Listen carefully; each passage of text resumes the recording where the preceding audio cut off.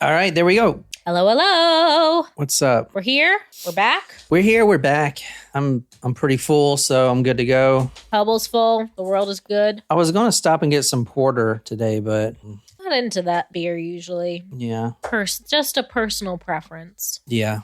But I will say the next time you see porter at a brewery or whatever, you'll probably think of this story. I suppose I would.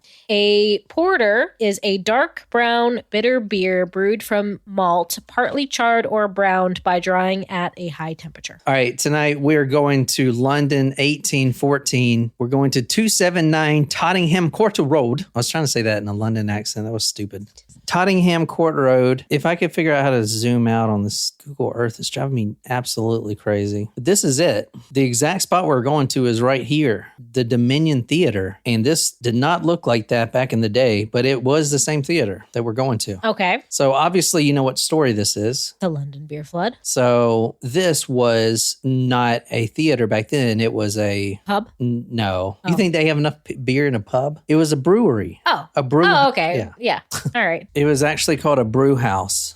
A brew. Haha. So now it is the Dominion Theater. So if you're ever in London and you walk by here, whoa, look at this dude. He's got a mohawk. I bet he's up to no good. All right. Hair profiler. I just want to stalk some of these people, find out like where they go to work. And yeah, holy shit, look at these chips. How do people not just walk by this store and just grab some chips? I don't know. Maybe not everyone's a compulsive kleptomaniac. There's got to be plenty though around here.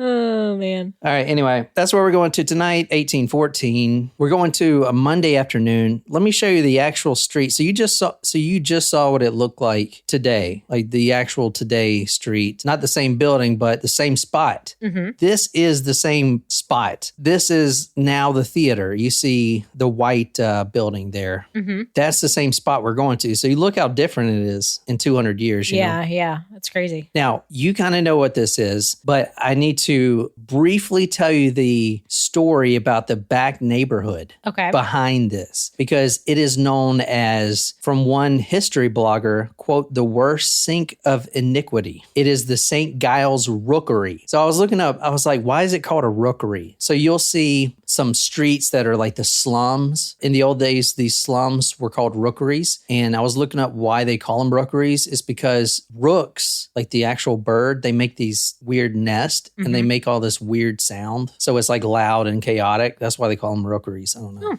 Now, can you orient me in terms of what year and when this was in relation to like Jack the Ripper era, you know? Jack the Ripper was not yet. It was 1856, something like that. St. Giles Rookery, the slum. Here's a photo from it. You can see here. Now, obviously, this is an illustration, but you see women, children, men. You see prostitution. You see drugs, alcohol, just destitute living. Mm-hmm. Prostitution, gambling, crime, gangs, drunks, filth, sewage on streets. 30,000 people lived in this one street. Many families had to live in the basements, which used to be storehouses. See, the Irish moved here. So most of these are Irish immigrants. Ah, okay. And the children had only rags to wear. Death was often, body removal was even less. A lot of Irish immigrants, many men had no choice to join the army, the Redcoats, which the Duke of Wellington described his common soldiers as, quote, the scum of the earth.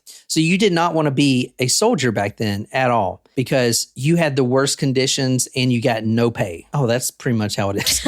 No, so nothing's changed. Not so different after all. So, I mean, here's another illustration of the streets. You see, this is like daily life. I mean, everyone's drinking, there's no money there. Everyone's poor. Prostitution's rampant. Look at this woman with her boobs out. She just dropped her baby. Jesus.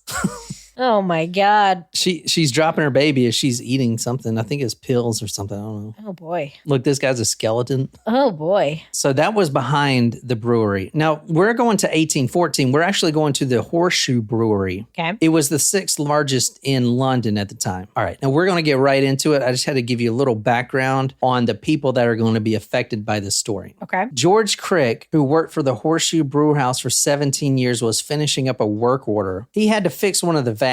Now I'm gonna go over what the vats are. I mean, you kind of know the vats that hold all the beer. This brewery in particular, on this occasion, this season was making porter. Porter takes about 10 months to brew. Wow, that's a lot longer than I thought. Exactly. Now, George Crick is the manager here. He was finishing up a work order because one of the vats, as you'll see, they have these iron loops that go around the vats. Okay. So if you think of a barrel, and sometimes you'll see loops that go around it. Here, let me show you a perfect example. Okay. This is what I'm talking about right here. Do you see these loops?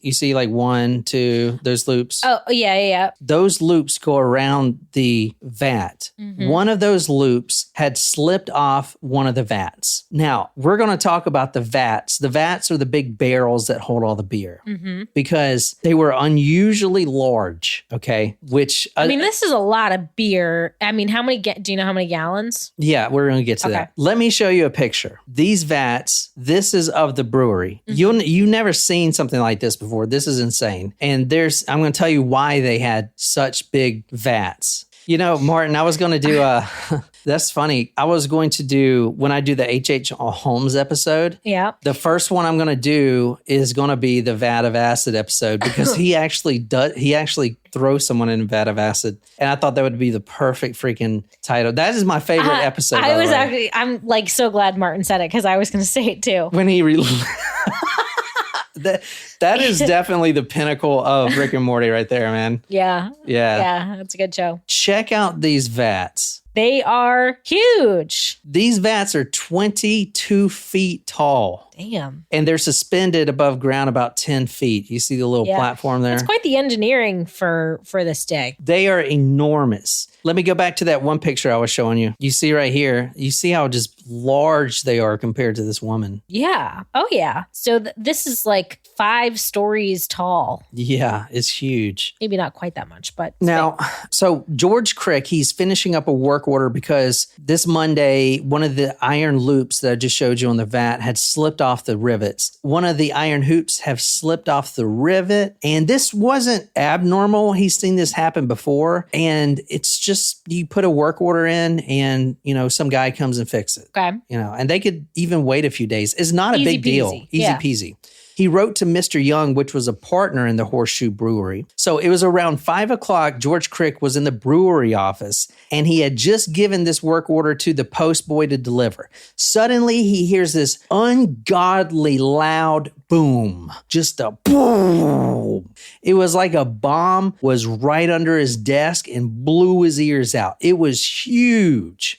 He immediately was, what the fuck was that? There wasn't any bombs or dynamite or TNT or anything that could make an explosion sound that large. So he immediately runs into the brew house where they're brewing with all the vats. George Crick runs into the brew room. He opens the door and was greeted by this dark, hot, fermenting porter. Now it's hot because it's like been fermenting and they heat it up and stuff like that. So it just comes rushing in and immediately it fills up. Like as soon as he pulls the door open, that just, all that porter just rushes in and it's immediately to his knees and it is rising fast. It will drown him within minutes and is rising at an insane pace. And he is just like, what in the hell? He looks up at the vat that had just ruptured. It was the same one that the iron ring fell off. The same one completely just exploded.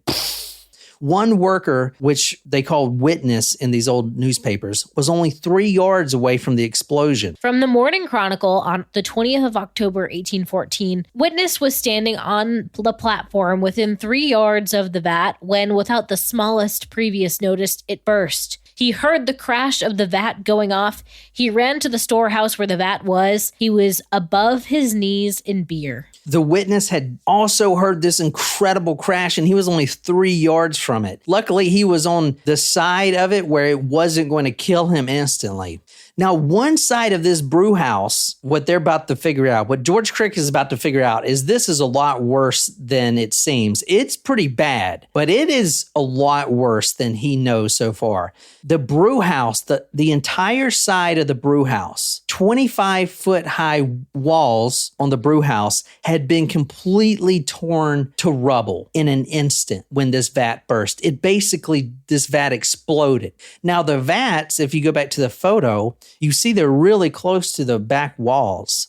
They're only a few feet from them, and they're actually anchored to the walls. Yep. So if a vat like this was to explode, which it did, it would definitely take out the wall. And it did. It took out the entire back wall of the brewery. So now not only is beer filling up this brew house, it is also filling up the streets of London. And the explosion was so powerful of this beer that it actually ruptured the adjacent vats next to it. So now you have 3 vats that have just ruptured. Ruh-roh. One side of the house, like I said, 20 feet high, along with parts of the roof, was destroyed instantly, quote, lay in ruins. Immediately, all the staff rush out, the ones that aren't injured, near death already, because a lot of the staff were injured. 3 staff members had to be taken to the hospital. The rest of the staff ran to save what beer they could. They didn't know anyone had died. That's not going to come till later. When the vat burst, the force and pressure was so great that it knocked the cock out of nearly as large a vat that was in the cellar. This vat contained 2,400 barrels, all of which but 80 barrels ran about. I just wanted you to read that because it said cock out.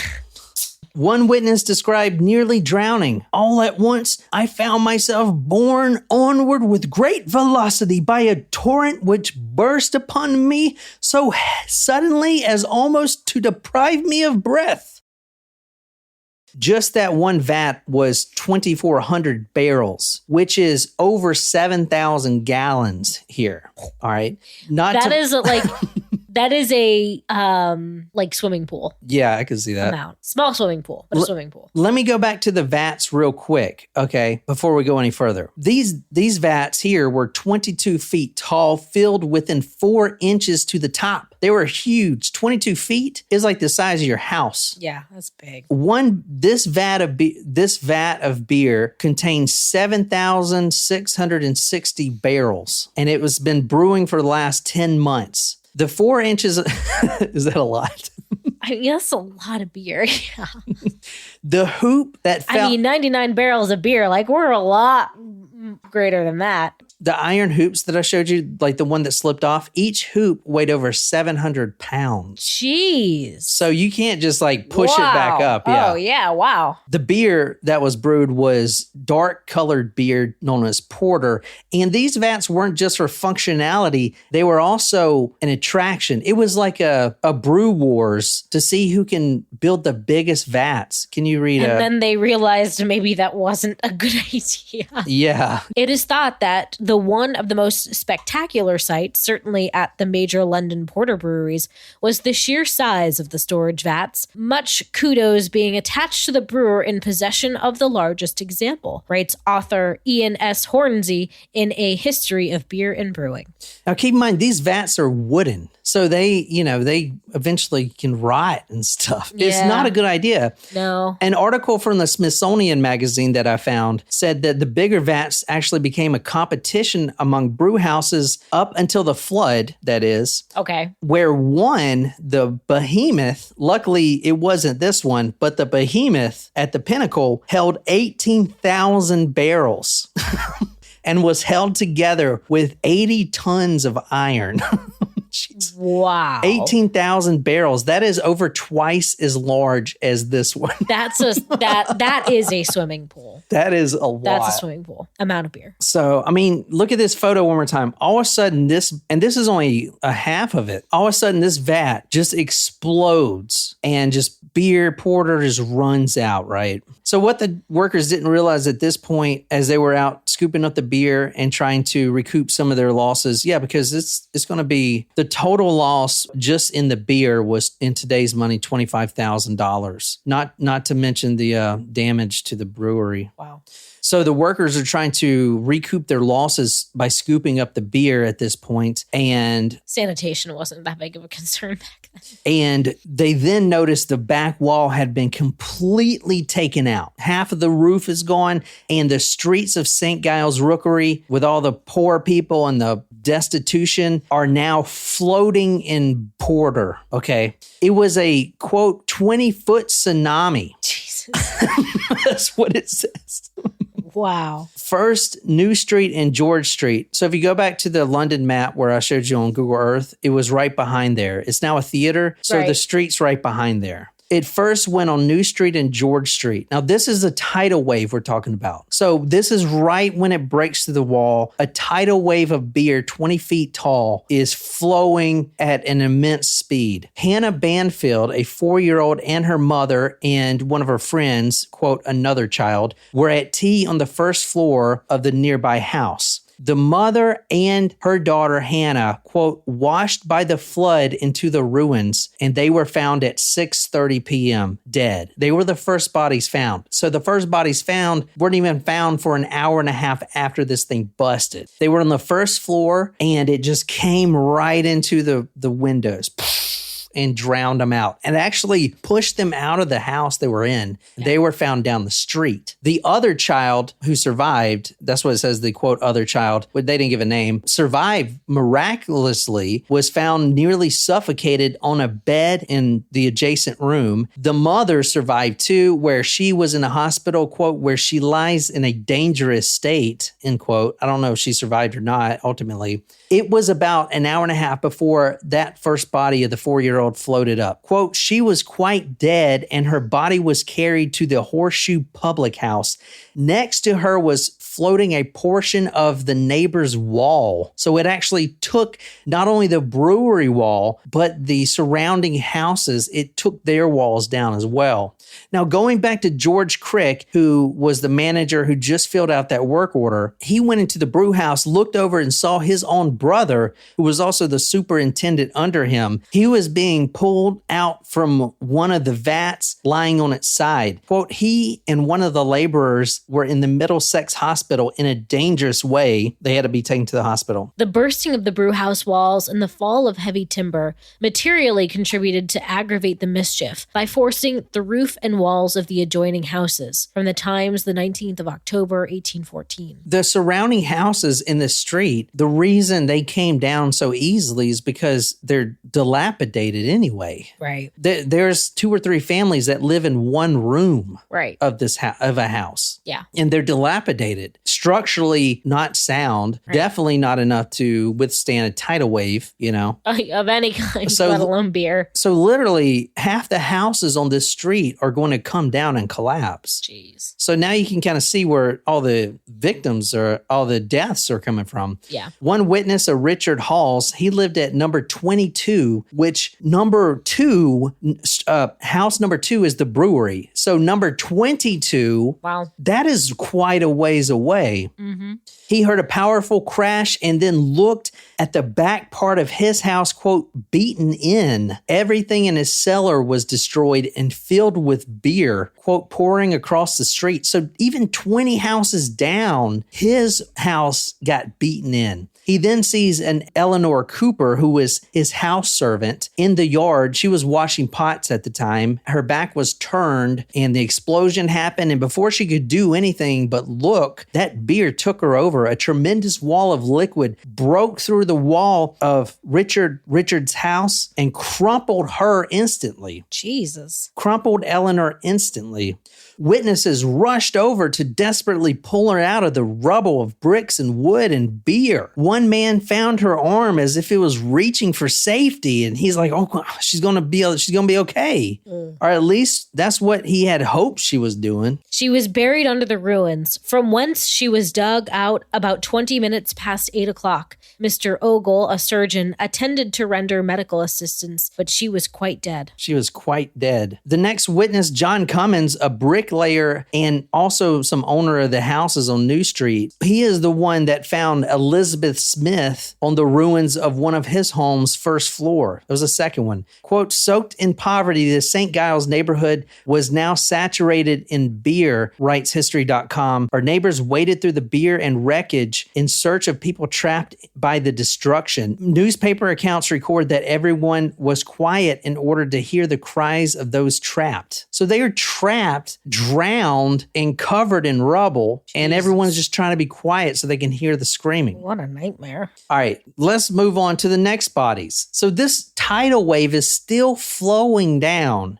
Further down the street, there was a funeral wake going on. A wake was being held by an Irish family mourning over a 2-year-old boy that had just died the previous day. So they were all in the cellar. Now, as I said earlier, in this neighborhood, in this slum, the cellars were actually used for people's living quarters, which that's not what they're for. They're for storehouses to store things like a basement. However, there were 30,000 people just on this one street alone, families living in the same room, multiple families in the same room. Mm-hmm. So a lot of the families had to live in the cellars. Yep. But those cellars, which are not ventilated, and there's basically one way in, one way out, if a tidal wave of beer comes and fills up that cellar, it's going to drown everyone in there. And it did. 5 family members were mourning the death of a 2-year-old boy that had passed the previous day, and they were in the cellar, in the wake.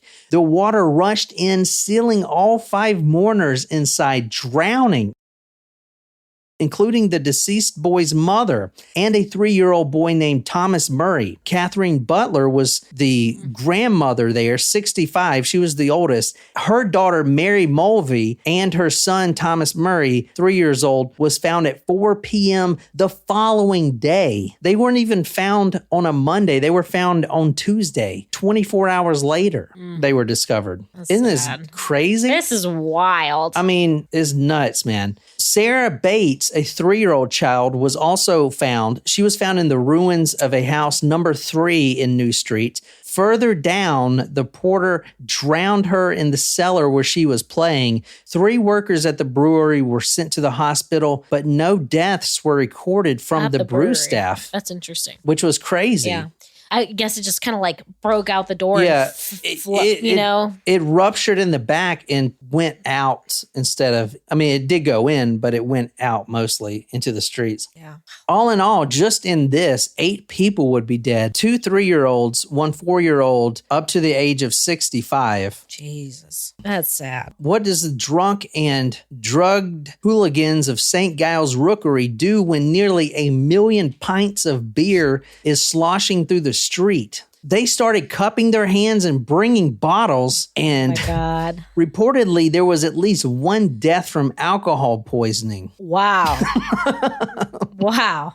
Workers at the brewery started charging people because they got to recoup their losses. As best they can. They got to recoup their losses. They started charging people to come and gulp from the vat instead of getting it. To gulp. So people that come from out of town, a lot of people came from out of town to witness this. Jeez. So they would come and they're like, I don't want to drink the beer off the floor or off the streets that's still there. So they charged them to gulp out of the vat. Ew. That's so unsanitary. Most of the people just got drunk right off the streets, just licking the ground. I mean, shit, what else is there to do? Some of the relatives, and this is kind of morbid, but some of the relatives of the 8 victims also got an entrepreneurial spirit, maybe helped by the alcohol, but they started charging some of the London gawkers that came to see their dead relatives and see how... Oh, that's kind of fucked up. I mean, that is fucked up. I mean, shit. I mean, there was apparently people from all over London was coming to see this thing, Jesus. Man. You know, and it's not like you can get in your car. They had to travel to see this. Yeah, that's for sure. Luckily, the beer stayed for at least 2 weeks. The smell didn't get out for months. You know how strong porter is. Yeah. It took several weeks for the beer to drain away, and a lot of it was drunk up. I mean, that's over 1 million pints of beer. 1,000,000 bottles of beer, take them down, pass it around. You know, 999,999 bottles of beer. And like I said, at least 1 death from alcohol poisoning, maybe more. I don't know. Wow. So what came of all this? Well, you got to remember the people that died were poor, destitute people anyway. So the London court system basically wanted to avoid any repercussion and reprimand payments for them. So the judge actually declared it a, quote, act of God. So the courts of London didn't have to pay out victim losses and stuff like that, or even pay for funerals. Wow. So, which an act of God. I mean, an act of God is usually like a weather-related event. Yeah, no shit. When they call it that. The brewery actually did pretty fine, even though the total loss was over $25,000. They petitioned the Treasury to be allowed the excise duty, which is basically an alcohol tax. For all the beer lost, they didn't pay any of the beer tax and actually got refunded like the Treasury actually paid them for what they would sell the beer for. Wow. From what I'm seeing. Total was about 8,000 barrels of beer, plus the damage to the brewery, which they claimed and got money from insurers. No penalties. The court, like I said, didn't even pay restitution to any of the victims or anything. And the brewery did quite well, and it closed down in 1919, I think. And that's when the theater was built. So it lasted another 100 years. But that's the story. You see this photo here is it was like a artist rendition of what it looked like. Jesus. I mean, think about a tsunami of beer. That's crazy. Nearly 25 feet high. That is nuts. So I know it's a short story. I got all I could on it, but what do you think? I mean, actually, I just noticed there's like a dog surfing on there in the image. Did you notice that? No. There's like a dog surfing on a wooden plank on the wave. Where? Is it up here? Towards the top. Yeah. You see him? Yeah.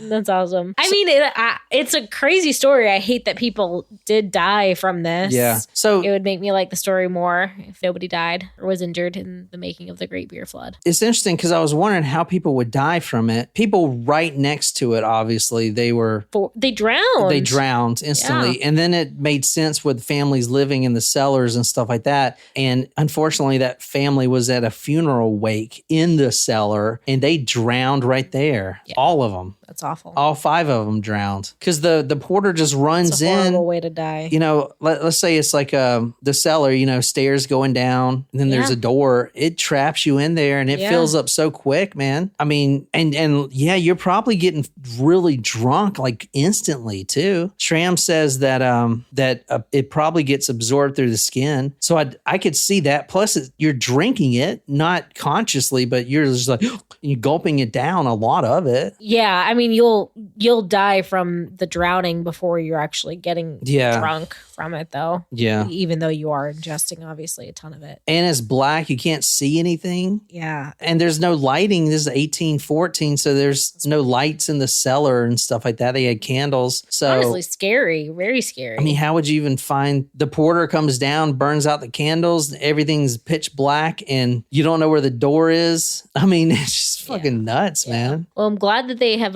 reformed how beer is made after this, basically. Oh, yeah. It was no more the biggest vats win. And not made out of wood. Yeah. So, yeah, exactly. I don't know if they changed the wood policy, but this did issue some reformations with inspections and stuff like that. Now, I don't even know, this guy, he said he put a work order in. He may have just said that, you know what I'm saying? Because apparently it wasn't that big of a deal. And I don't think the iron ring is what caused it to bust. I don't know. I mean, it may not have been. It could have just been like, that's a lot of liquid in a vat like that. It's a lot amount. And I mean, it was up to 4 inches. There was only a 4-inch space at the top. This is 22 feet high and they only leave 4 inches. And that stuff is fermentating. So it may expand and stuff.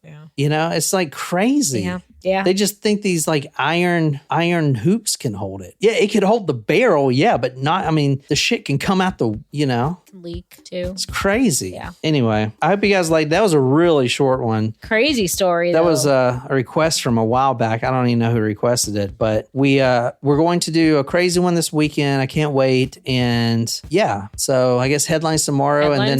And then I have another short one coming up on Thursday. We'll record for you guys, and that's it. So perfect. We're going to go play Resident Evil again. Yep. So, but we'll be on the Discord, and that's all I got. Until next time. So thanks so much for joining. Until next time, good night, you lovely, lovely people.